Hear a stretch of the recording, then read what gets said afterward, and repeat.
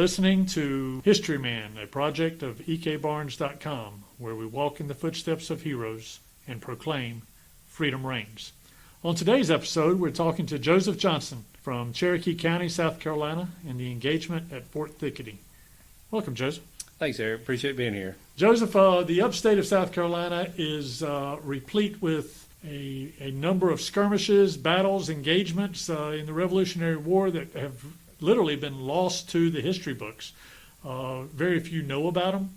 I know that here in Cherokee County, you have Limestone College, and the springs down there at Limestone College were a watering hole, even as far back as the Revolutionary War, for people coming through this area. That's right. The Gaffney, which is the county seat here, is really kind of situated in between Kings Mountain and Cowpens. Is that correct? That's right. Pretty much dead middle, yep. And a number of thoroughfares along the Cherokee foot trails come through this area. But I'd love to hear about the engagement of Fort Thicketty. It has a number of heroes that play a significant part in battles that lead up to Cowpens. That's right. Let me just kind of give a little background in my involvement with the fort. Fort Thicketty is located in the kind of southern part of Cherokee County. It's actually an area called Gocher. That's kind of the colloquial area, Gocher. It's located behind Gocher Elementary School, which is where actually I went to elementary school. I didn't mention that to you earlier. So I grew up going to school and knowing about Fort Thicketty, and it's kind of one of those things you hear people talk about but don't really know a whole lot about. So in my adult life, after I graduated from Gocher Elementary, I became a board member of an organization called CHAPS, and CHAPS is the Cherokee Historical and Preservation Society. Basically, it's a group that was formed in the 60s, and the purpose is to promote and preserve history in Cherokee County. In 2014, CHAPS was fortunate enough to actually purchase Fort Thicketty. The fort, where it stood and where one of the buildings still remains, was in a family name for at least 100 years, maybe 200 years. So when we got it in 2014, it was very exciting because we had a goal of preserving the property and hopefully, and that's still our hope, to one day build it up the way it was back in the 18th century. So as I said, CHAPS was fortunate to get that in 2014. Fort Thicketty is a little bit difficult to research, and we'll talk more about that in a little while because of a couple of reasons. One, when we spell Thicketty, the way I spell it, most history books spell it, is with two T's at the end, T at the beginning, two at the end. Sometimes you'll see it with only one T at the end. It's also known as Fort Anderson. It's got an AKA on it, and that kind of makes it difficult for research purposes because, Eric, as you're aware, there's a very popular Anderson name in South Carolina. You go to the archives and start trying to find things about the word and using the keyword Anderson, it kind of mixes things up. So it kind of makes it a little difficult. But what we do know, the limited history know about Fort Thicketty, is that it was built around 1760 during the Cherokee War. It was designed as a shelter to protect against Native American raids. People in the community, the Gocher White Plains community around Cherokee County, it's a place if there was a raid they could go and they could be secure. And it was the construction on it is questionable at this time. We've not been fortunate enough to do a lot of intensive archaeological research. We've done some scanning and some digging, but nothing of a great magnitude. But the historical research indicates that it had an abatis around the outside of it, which is basically just where they build up dirt and put sharpened sticks pointing outwards. Now, it is known as Fort Thicketty. I have been trouncing through those 5 acres many times. I know where the name comes from. It is still Briar Patch Central down there. It is very thick through there. It is. It is still very thick through there, and that's probably where the name was derivative of. I can quote briefly John Belton O'Neill Landrum's book, Colonial Revolutionary History of Upper South Carolina, where it says, It had an upper line of loopholes and was surrounded by a strong abatis with only a small wicket to enter it. By it had been put in thorough repair at the request of the garrison. So as far as kind of what the structure was, that's about all we know of the time. Now, how it relates to being historical, how it relates to the importance of Cherokee County and Revolutionary War history, it all centers around July of 1780. At that time, British Commander Captain Patrick Moore was stationed there with around 94 men, is what most historical accounts say. He had the fort, and they were routinely going out and getting supplies from local people. The local people got fed up with it and finally got some Patriot soldiers to kind of band together and try to help resolve this issue. Because Tryon, North Carolina was like a hotbed as well That's for right. the Patriot movement, right? That's right. And we had General Rutherford in the area. We had General Sumter, kind of from South Carolina. He was over in the New Acquisition District over there somewhere. And the British were right in the middle. When you say they're upset at the British or upset at Patrick Moore, who were they sending word to? Well, different men with the militia or the Patriot forces. Again, some of the research on this is spotty at best. Most of the research that deals with Fort Thicketty is how a lot of research begins in these types of cases is through pension records and finding out from widows. I was at the engagement at Fort Thicketty and et cetera, et cetera. So it was kind of hard to say exactly who all was contacted about it. But at the same time, we do know a number of folks were involved. Colonel Isaac Shelby, you had a lot of good, interesting points earlier about his father and some other interesting things dealing with Isaac Shelby. He was the main Patriot force that ended up there. And if I remember correctly, I think he had another group that kind of gelled in with his to deal with what we call the engagement of Fort Thicketty, which, as I said, it's coming July 1780. That's when it all comes ahead. I had my notes, Colonel Andrew Hamilton, North Carolina, Colonel William Graham, also from North Carolina, Colonel Elijah Clark, Georgia. He ended up at Kings Mountain and Muskrat Mill, as did Isaac Shelby. You talk about Elijah Clark. Elijah Clark was huge. He was from Georgia. That's right. Prior to Patrick Ferguson going to Kings Mountain, he was waiting for Elijah Clark to come back into the area because he wanted to surprise him and ambush him. Yeah. Elijah Clark never came, and that delay caused Patrick Ferguson to get waylaid right there at Kings Mountain and defeated there. Wow. But Elijah Clark was huge. He had a great reputation as far as a Patriot leader. Anyway, I didn't mean to go down that rabbit hole. No, I like rabbit holes, especially talking about some of these guys, because I mean it was certainly it was a well-rounded group. Let me put it that way. This wasn't just folks living in Cherokee. Well, there was no Cherokee County then, but not till 1897. But what was the county then? Should have been Spartanburg. It was Spartanburg. That area is kind of convoluted because Cherokee was formed from parts of Spartanburg, Union, and York. York's fairly easy, if I'm not mistaken. It's everything east of Broad River. But where Fort Thicketty is, it's like I said, it's a southern part of Cherokee County, close to Packlet would probably be the closest incorporated area. But again, not too far from Union County. But if the old maps that I've reviewed, I'm pretty sure it should have been in Spartanburg County or Spartanburg District or whatever they call it then. So, and as a matter of fact, they had the first Spartan regiment of militia were there too. So, I mean, you certainly had local people, but you had commanders from all over. You had people from all over. Ultimately, when this finally comes to head, there's approximately 600 men that come to Fort Thicketty on the Patriot side. So you end up with this showdown, and it ends up July 25th, hot summer, in South Carolina. Patriot forces get there. And the story that I have been told, and you can read in some of the history books, is that they get there around sunset. You've got 600 men surrounding a fort with 94 men. Now, there have been a lot of accounts that I've read that said, the fort was so well built, it probably could have withstood, that's basically a 6-to-1 ratio, and it could have withstood it, perhaps.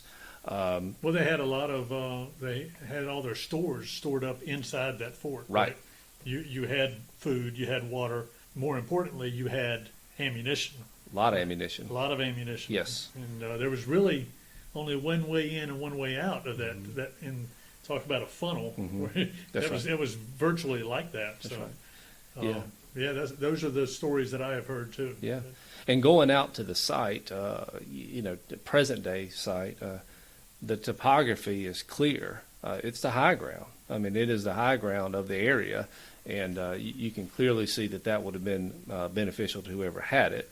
But the story is that near sunset, the forces kind of show up. They kind of circle it. They kind of, they get around the fort, and they basically demand to Captain Moore to surrender. Moore basically replies, more or less, "We'll fight to the last man." And so at sunrise, that's July 26th now, Isaac Shelby tells the 600 men to kind of move closer to the fort so that Captain Moore can get a better appreciation of the numbers, because supposedly at night, and they may have been a little more spread out, couldn't really see the odds at that point. Were there any shots? Had any shots been fired up until that point? Not to any record. That's the big kind of historical note about Fort Thicketty, is as far as I've ever been able to research, folks at Chap's been able to research, apparently no shots have been fired, is what we know so far. So with that, and spoiler alert, this is what's going to happen.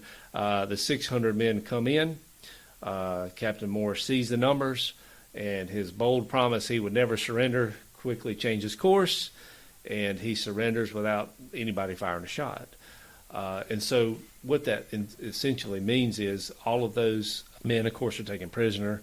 The number of firearms and ammunition that you mentioned earlier that were stationed in the fort, they obviously got to take all those and help the cause out without ever having an actual battle. So historically, as far as research goes, there's no research to indicate there was a quote-unquote battle of Fort Thicketty, which, obviously that's a great thing. No one had to lose their life that day, right? That's right. Captain Moore could have been stubborn and lost every one of his men he had out there that day, but surrendered effectively July 26th.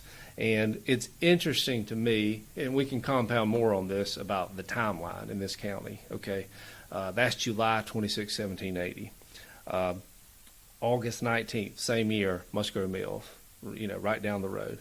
October 7th, northeast corner of Cherokee County, that's Kings Mountain, okay?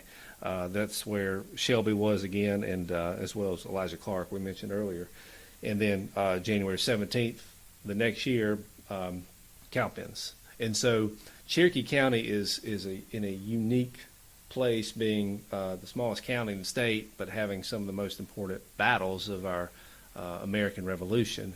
And Fort Thicketty, most people reading their history books, even local people reading their history books, wouldn't necessarily know about Fort Thicketty growing up. It wasn't really well known or well publicized, but it's right there with those chain of events, and certainly with the people who really made those other chain of events, Cowpens and Kings Mountain, very historical events. So it's just kind of interesting, and that's why Chaps was so happy to be able to acquire the fort and to hopefully restore it back to the way it was then.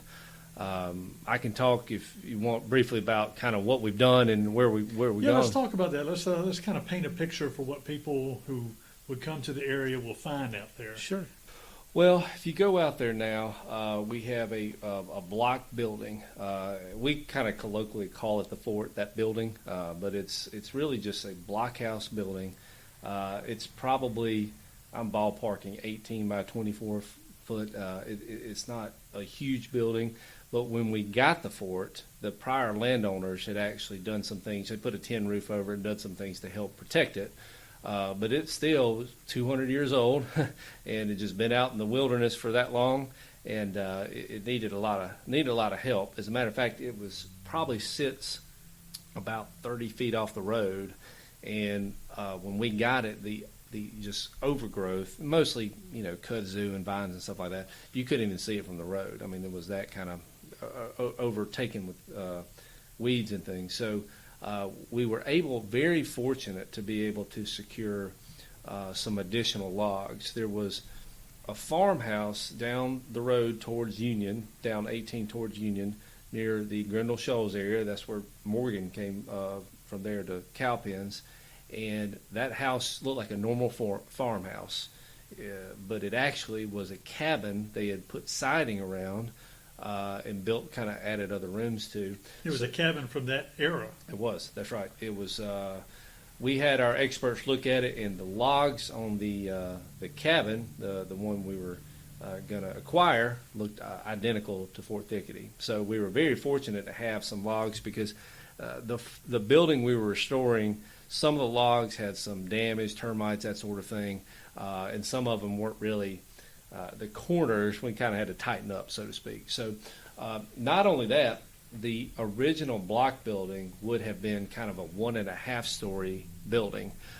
So we needed the extra logs to kind of get that extra half story, because when we acquired it, it basically was the log above the doorway was the top of it. So we needed kind of 4 or 5 more logs of height, so to speak. Do you have any idea what the building materials were? I've heard pine. I've had somebody say pine. You can still see on the ends. I mean, you can still see the rings from the trees.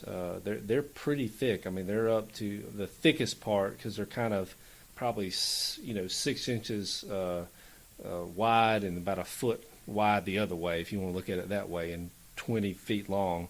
My understanding was they probably were pine. Okay. But it's you can see the hand cut. You can see every cut on those on the logs out there, and it's interesting dynamic between that, and if you've been out there, there's a barn beside it, and the barn itself is pretty impressive. It's probably over 100 years old, but these guys that examine these things, no, that's machine cut wood. You just look at it and tell, even though it's 100 years old. Sure. So anyway, that's been the main priority in getting the property was, let's secure the block building, let's make sure it doesn't fall in, and let's get it back to the way it was. And that's what we were able to do. We were very fortunate to have those extra logs brought down, and as I said, that's been a big work in progress. We've also had some amateur and professional scanners come out, metal detectors, that sort of thing. Had some folks from the archaeological group in Columbia. They had the only thing they could say period wise is they found a button, uniform type button or coat type button that would have been era appropriate. But you and I've mentioned that was a farmland, and kind of going to be difficult without a battle, with the land being tilled over as a farmland. Going to be difficult perhaps to find some actual artifacts out there. Notably, when the fort was taken over, a lot of the accounts, even the one you had shown me earlier today, mentions like 250 muskets. I mean, a number of guns. Shelby and those, we're not going to leave those behind. Right. I mean, they're going to take them with them. That's right. They should have been working order. They weren't involved in a battle there, because there wasn't a battle; it was just an engagement. So it's unlikely we're going to be able to find a whole lot of hard archaeological evidence as it pertains to artifacts, but we are hopeful to be able to ultimately get a place where we can do ground penetrating sonar and do some things where we can see perhaps where there were walls, perhaps where there were buildings located, to try to get it back to recreate what it was. I mentioned earlier we had a young man named Tilden Fowler. Tilden built us as an Eagle Scout project. Local kid from community approached us. I mean, we just we didn't know him before then. He came out, approached us about doing this trail and parking lot for us. So Tilden came out, did a great job, and that's what we're very happy about. Everybody, most of the people that, I'm not going to say everybody, because we've had a lot of people from other areas come. Some folks from Greenville have come and help us with the fort, but it's been a really good local community effort. We've got people that live down the road who've come and done work on their days off. We've had a lot of good volunteers to come help us, and we're hoping to really expand that. So what are your future plans out there, real quickly? Well, it's hopeful that we can get some funding, and using the funding, we can get some archaeological surveys. If we get those completed, and we can get a better map, a road map of what happened on site, we can build out there, make it like it was, make it a part like cow pens, make it, cow pens in Kings Mountain are interesting because they were just kind of fields out there. They just happened to be where people met up and had battles. We can actually perhaps recreate an actual structure and have people come out and see an actual fort, and have kids come and do field trips and make it a park out there. It wouldn't be massive. We own 5 acres, but it's one of those things where it could really be tied into the history of Cherokee County. So. It's interesting. Gaffney is really kind of a hub in this community. That's right. You can come to Gaffney, walk around some of the places around here, go to Fort Thicketty. Mm-hmm. You can go to the museum you were talking about, That's right. which happens to be on that racetrack, That's right. that muster ground. That's right. From years ago. That's right. You can walk down to the springs down at Limestone College where they would water their horses, and this was kind of a resting spot even during the time of the Revolutionary War. Yeah. But you got Kings Mountain That's down right. the road. That's right. You got Cowpens on the other way. That's right. You got Musgrove Mills south of here. That's right. And this is just kind of like a little hub right It here is. where you could go and see all those places and then come back to Gaffney and spend some time here. It is. And it is a kind of a calling card for Isaac Shelby during the Revolutionary War, a hero of Kings Mountain, a hero of the upstate, a hero of the Over the Mountain Men. That's right. And That's right. this is right along the victory trail of the Over the Mountain Men, too. That's right. So, cool stuff. It is. So tell me, what would you want people to take away from here? Certainly, kind of what we were just discussing, that Cherokee County is kind of, we sometimes call it where America got started. It's Battle of Cowpens and Kings Mountain are undoubtedly huge turning points in the war, and it created the momentum that got us to Yorktown. Thicketty, by no means was Thicketty it wasn't a battle, so it wasn't a major event, but it's tied into all that. It's tied in with the folks that were there. It's tied in with the area. Some of the people, not only the people that were in the military, but some of the local people were right down the road from all these historical events, right here together. And it's very hard to find any other place anywhere in the country that has all that together. We're the smallest county in the state and still have all that together. So I think it's vital that folks understand the things that happen. As you mentioned, kind of you could come and do all three. You could go to Thicketty, Cowpens, and Kings Mountain. We mentioned earlier, the museum and the memorial for Colonel James Williams in front of the. Who is your relative, That's or right. your ancestor, That's right? I don't know how many greats, but he's one of them for my grandparents. And that building, as I mentioned to you earlier, is supposed to be a Revolutionary War relic room. And I think the city and county are working on that to get that together. So Chaps is helping out as best we can to make that a good site for everybody to come. Because said this is the county with Revolutionary War really started. So. Well, let me ask you this. As we finish up our time here, Sure. What does liberty mean to you?